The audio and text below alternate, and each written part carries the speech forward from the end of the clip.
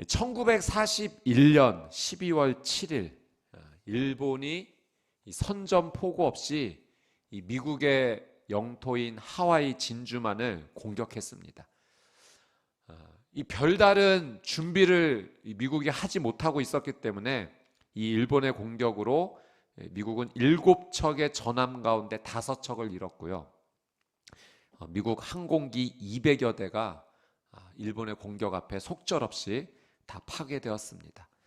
자, 그런데 이 일본의 진주만 공격이 있기 전 2주일 전에 이 진주만에 있는 미국의 총사령관에게 일본의 급습 가능성이 있다, 이런 경고가 주어졌죠. 그러니까 경고를 받은 겁니다. 하지만 이 하와이 진주만이 언급되지 않아서 이 진주만은 안전할 것이다, 이렇게 안심하고 있었어요. 10일 전에도 4일 전에도 추가 경고가 있었습니다. 일본의 움직임을 보니 아무래도 공격이 있을 것 같다라는 경고였습니다. 그래도 이 진주만에게는 해당되지 않을 것이다 라고 믿었고 그 경고를 무시했습니다. 하루 전에도 일본 항공모함 위치가 파악되지 않는다라는 보고가 있었습니다. 그러나 어떻게 생각했냐면 일본은 아시아에서 전쟁하기 바쁘기 때문에 이 진주만은 절대 공격하지 않을 거라고 믿은 겁니다. 그리고 공격이 있었고 큰 피해가 있었던 거죠. 당시 총사령관은 어떤 신념을 가지고 있었는가? 진주만은 안전할 것이다. 이 자기 신념에 빠져서 이 자신의 생각과 반대되는 이 정보가 계속 들어옴에도 불구하고 다 무시해 버린 겁니다. 자기 생각과 일치하는 정보, 내 생각과 맞는 일치하는 정보만을 받아들이는 것을 무엇이라고 하냐면 그 심리를 확증 편향이라고 합니다. 오늘 말씀의 제목이 확증 편향성에 주의하자. 그러니까 내 생각에만 맞는 것만 받아들이는 것, 이것을 확증 편향이라고 하는 거죠. 한마디로 보고 싶은 것만 보는 것이고 듣고 싶은 것만 듣는 것입니다. 왜 이 확증 편향이 일어나는가? 내 생각이 틀리지 않았다라는 것을, 내 생각이 틀렸다라는 것을 인정하고 싶지 않기 때문에 그래요.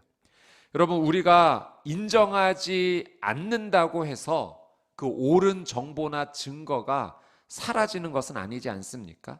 그러니까 우리가 확증 편향에 빠지지 않기 위해서는 내 생각과 좀 다른 것, 내 의견과 좀 다른 것이라도 이런 의견도 있고 이런 정보가 있구나, 이것을 받아들일 수 있는 마음이 있어야 돼요. 내 생각과 좀 다르다고 해서 그것을 쉽게 무시하지 말아야 됩니다. 나도 언제든 틀릴 수 있구나, 이런 열린 생각을 가지고 있어야 이 확증 편향에 빠지지 않는 거죠. 나도 언제든 틀릴 수 있다라는 이 열린 생각이 상황을 정확하게 보게 만들어주고 올바른 판단을 내릴 수 있게 도와줍니다. 자, 욥의 친구들이 이 욥에 대해서 확증 편향성을 가지고 대하고 있는 겁니다. 지금 욥이 이렇게 큰 고난을 받고 있는 이유는 욥이 반드시 죄를 지었기 때문이다라는 그 확고한 생각을 가지고, 그 신념을 가지고 친구들이 욥을 바라보고 있습니다. 그러니 계속해서 욥에게 얘기하는 거죠. 네가 이렇게 큰 고난을 당한 건 죄지었기 때문이야. 그러니 빨리 인정하고 회개해. 이것이 욥의 친구들이 욥에게 가지고 있었던 생각, 신념입니다. 이제 욥은 물론 자신이 죄인인 것은 인정하지만 내가 이 정도로 고난을 받을 만큼 하나님께 죄를 지은 것 같지는 않다. 이제 그 이야기를 또 친구들을 향해서 하고 있는 거죠. 그러나 욥의 친구들은 자신들의 생각을 바꿀 생각이, 의향이 조금도 없습니다. 자, 오늘 본문은 이 욥의 세 친구 가운데 엘리바스의 이제 변론입니다. 세 번째 엘리바스의 변론입니다. 엘리바스는 특별히 욥이 죄인이라는 확고한 생각을 가지고 그 욥에게 말하고 있습니다. 우리 5절에서 10절까지의 말씀을 한번 엘리바스가 욥에 대해서 어떤 생각을 가지고 욥을 바라보고 있는지 한번 5절에서 10절까지 같이 한번 읽어보도록 하겠습니다. 시작.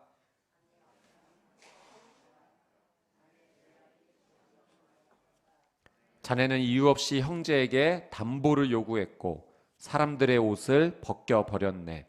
또 자네는 지친 사람에게 물을 주지 않고 굶주린 사람에게 빵을 주지 않았네. 권세 있는 사람이 땅을 얻었고 존귀한 사람이 거기 살았네. 또 자네는 과부를 빈손으로 보냈고 고아들의 팔을 꺾어 버렸네. 그렇기 때문에 지금 올가미가 자네를 둘러싸고 있고 갑작스러운 공포가 덮치는 것이네.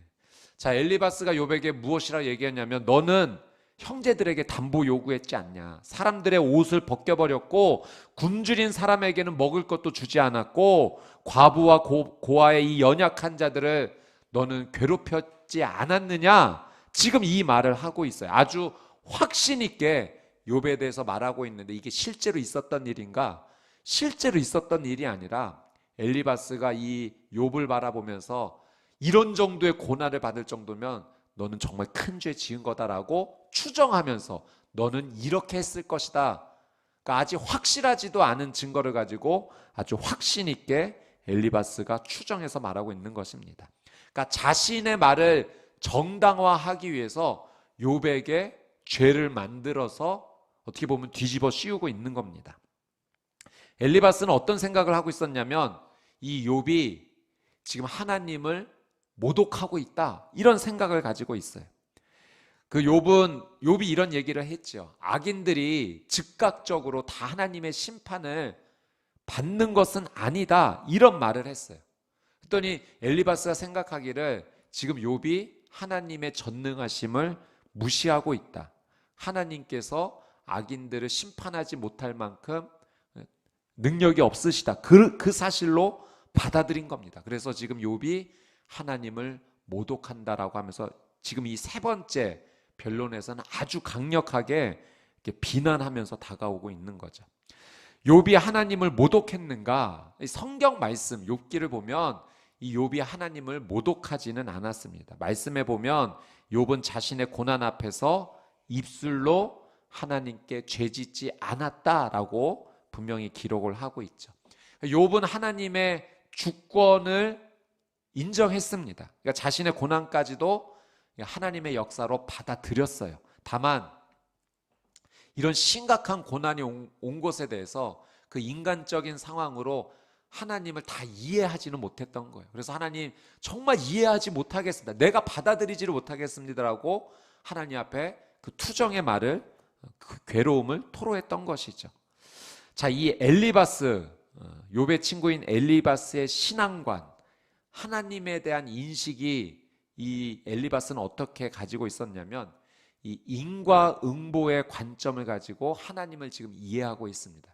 여러분 인과응보가 무엇입니까? 그러니까 원인과 결과에는 다 합당한 이유가 있다는 거예요. 어떤 이유가 있기 때문에 이런 결과가 당연히 나오고 있다. 그 관점을 가지고 하나님을 이해하고 있어요. 고난이 심하게 온 것은 반드시 죄를 지었기 때문이다. 하나님께서 그 죄에 대해서 심판하시는 것이다. 욥이 이런 심각한 고난 가운데 있었던 것은 우리들은 잘 모르지만 하나님 앞에 욥이 반드시 큰 죄를 지었던 것이다. 그래서 하나님의 심판을 받는 것이다라는 그 하나님을 이해하는 관점이 인과응보의 관점을 가지고 있는 것이죠. 그 관점이 틀린 건 아닙니다. 그러나 그 한 가지 관점으로만 하나님을 다 이해할 수는 없는 것이죠. 그 한 가지 관점으로만 내가 하나님을 바라보겠다는 것은 잘못입니다. 마치 그 장님이 코끼리의 한 부분을 만지고 이게 코끼리의 전체다라고 말하는 것과 같아요. 그러니까 인과응보의 관점은 하나님을 이해하는 것이 어떤 전체의 큰 숲이라고 한다면 한 나무만을 지금 보고 말하고 있는 거예요. 그러나 그 나무 자체가 전체 숲은 아니지 않습니까? 그러니까 하나님을 우리가 이해할 수 있는 부분이 굉장히 많은데 이 욥의 세 친구는 이 나무 하나를 보고 지금 하나님을 이해하고 있고 욥에 대해서 지금 그런 관점으로 말하고 있는 거죠. 그래서 여러분 오늘 우리가 말씀을 통해서 오늘 우리가 기도의 기도 제목을 붙잡는다면 하나님을 더 알아가는 인생이 되게 해달라고 기도해야 됩니다. 지금 내가 알고 있는 이 하나님, 내가 경험한 하나님으로만 하나님을 이해하고 평생을 살아가는 것이 아니라 하나님 매일매일 삶이 하나님을 더 깊이 알기 원합니다. 더 알기 원합니다라는 것이 우리의 기도의 제목이 되어야 됩니다. 여러분, 우리가 하나님께 더 알고 싶다라고 간구하면 하나님께서는 더 열어주시는 줄 믿습니다. 우리가 하나님을 체험하면 체험할수록 우리의 인생의 폭은 더 넓어지는 거예요. 여러분, 우리의 믿음은 하나님을 알아가는 것과 정비례합니다. 그러니까 우리가 하나님을 더 깊이 알아갈수록 우리 믿음이 더 깊어지고 더 굳건해지는 거예요. 그러니 우리가 더 믿음의 사람을 살기 위해서는 우리가 반드시 이 기도의 제목을 가지고 하나님 앞에 나가야 돼요. 하나님을 더 알기 원합니다. 이제까지 내가 경험했던 하나님에 만족하지 않고 하나님을 더 깊이 체험하기 원합니다. 열어주십시오. 이 기도 제목이 저와 여러분의 기도 제목이 되기를 주님의 이름으로 축복합니다. 이번에 14일의 기적 가운데 우리 성도님들이 정말 간절한 기도의 제목을 가지고 하나님께 나오지 않으셨습니까? 우리 한 집사님의 가정이 직장에 관련된 기도의 제목을 가지고 나오셨는데 정말 하나님 기적을 주셨어요. 열어주셨어요. 체험한 거죠. 하나님 앞에 간절히 기도하며 나갔을 때 그 닫혔던 문이 열리는 체험을 한 것입니다. 하나님을 더 알아갔기 때문에 그 믿음이 더 깊어질 수 있는 기회가 된 겁니다. 여러분, 우리의 삶에 하나님께서 주시는 은혜가 정말 많습니다. 어쩌면 그 은혜가 너무 많이 있어서 우리가 하나님의 은혜를 너무 가볍게 생각하는 것은 아닌가, 이런 생각이 들어요. 여러분, 오늘 이렇게 우리가 눈을 뜨고 함께 예배 드릴 수 있다는 것 어떻게 보면 기적 아닙니까? 당연히 주어진 게 아니라 하나님께서 생명을 허락해 주셨고 건강을 주셨고 예배할 수 있는 믿음을 허락해 주셨기 때문에 우리가 오늘 이곳에서 함께 예배를 드릴 수 있는 겁니다. 내가 먹을 수 있는 것이 있다는 것, 입을 수 있는 옷이 있다는 것, 살펴보면 다 하나님께서 우리에게 주신 놀라운 은혜입니다. 그래서 우리는 이 은혜를 인식해야 돼요. 여러분, 하나님의 은혜를 은혜로 인식하게 도와주는 것이 무엇이냐면 감사예요. 우리가 하나님 앞에 감사하면 그 자리에 머무르면서 하나님을 주목하는 거예요. 아, 이것은 하나님께서 주신 은혜이군요. 이것을 우리가 인정하는 것이 하나님께 드리는 감사입니다. 여러분, 우리가 감사가 풍성하면 풍성할수록 하나님을 더 많이 인정하는 삶이 되는 거예요. 하나님을 더 많이 바라보는 삶이 되는 겁니다. 감사가 풍성하면 풍성할수록 하나님께서 주신 은혜를 인정하면서 하나님을 더 깊이 체험하게 되는 것이죠. 여러분, 오늘 이 하루의 삶 가운데 하나님께 드리는 감사가 풍성하시게 되기를 주님의 이름으로 축복합니다. 그것이 하나님을 더 주목하는 길이고 하나님을 더 깊이 체험하는 길이고 우리의 믿음이 더 깊어지고 넓어지는 길입니다. 오늘 저와 여러분의 삶 가운데 하나님을 향한 이 감사가 시간마다 곳곳마다 강물처럼 흘러넘치시게 되기를 다시 한번 주님의 이름으로 축복합니다. 자, 12절에서 20절까지의 오늘 말씀의 내용을 보면 이 엘리바스가 욥에 대해서 계속해서 이 확증 편향성을 가지고 계속 이야기하는데 이 12절에서 14절의 내용은 욥을 향해서 너는 하나님을 모독했다, 이 이야기를 지금 하고 있고요. 15절에서 18절 내용을 보면 그 노아 홍수 때 그 사람들이 죄인이었던 것처럼 너는 하나님께 죄인이다, 악인이다, 이렇게 규정하며 말합니다. 그래서 19절 20절 내용을 보면 욥이 죄인이고 악인이기 때문에 사람들이 너에 대해서 조롱하는 것, 그건 너가 당연하게 받는 것이다, 지금 이 이야기를 하고 있습니다. 이 엘리바스의 표현을 보면서 우리 자신을 한번 돌아보게 하는 말씀이 있는데 18절 말씀에 보면 엘리바스가 이런 표현을 합니다. 18절의 마지막에 그러나 악인의 계획은 나와는 거리가 멀다네. 그러니까 욥은 죄인이고 악인이다라고 말하면서 자신에 대해서는 이 악과 거리가 멀다. 나는 어떻게 보면 너는 죄인이고 나는 의롭다. 지금 그 이야기를 하고 있는 것입니다. 제가 이 말씀을 보면서 나도 이런 실수 참 많이 했구나 깨닫게 되었어요. 그러니까 나를 옳게 말하기 위해서 상대를 무시를 하는 거죠. 그러니까 엘리바스가 자신을 의롭다라고 자신의 생각이 맞다라고 이야기를 하면서 욥에 대해서 지금 계속해서 편향된 시각을 가지고 죄인이다 무시하면서 이제 규정을 짓는 겁니다. 나도 내가 옳다라고 여기기 위해서 상대방을 몰아붙이는 일이 참 많았구나. 내 생각이 옳다는 것에 사로잡혀서 상대를 이해하지 못하고 잘못했다라고 계속해서 생각했구나. 나에게는 관대했지만 상대에게는 가혹한 기준을 가지고 적용했구나. 특별히 이런 부분이 어디에 많이 있었나 이렇게 보니까 제일 사랑하는 가족들에게 제일 이렇게 많이 한 것 같아요. 나는 옳고 너는 틀리다라는 이야기를 참 많이 했던 것 같습니다. 오늘 그 생명의 삶 묵상 에세이에 김철기 선교사님이 이런 고백을 하셨어요. 제가 한 부분만 한번 읽어드리도록 하겠습니다. 아마존 선교에 충실한 동역자였던 아내 허운석 선교사가 암으로 투병하게 되었을 때 나는 여러 가지 충고를 했다. 당신도 나처럼 살려달라고 기도 좀 해. 나는 손이 발이 되도록 기도하는데 왜 당신은 기도하지 않지? 라고 다그쳤다. 하나님과 그녀가 완전히 연합된 평안에 들어가 있는 것을 모른 채 엘리바스처럼 율법적으로 생각하고 판단했다. 당시에는 내가 잘못하는 줄도 몰랐다. 오히려 도와준다고 생각했다. 2013년 9월 허 선교사가 소천하고 난 뒤에야 나는 깨닫게 되었다. 모질고 힘에 겨운 고통을 당하면서도 하나님 아버지의 최선의 사랑을 신뢰하며 원망도 불평도 하지 않았던 아내가 떠난 후 나는 비로소 가슴 찢는 회개를 하게 되었다. 내가 하는 모든 것이 내 자랑과 업적이고 자기의였던 나에게 아내 허선교사의 죽음은 강력한 회개의 통로가 되었다. 그녀의 믿음이 나를 변화시키고 길 잃은 많은 사람을 주님께로 돌이켰다.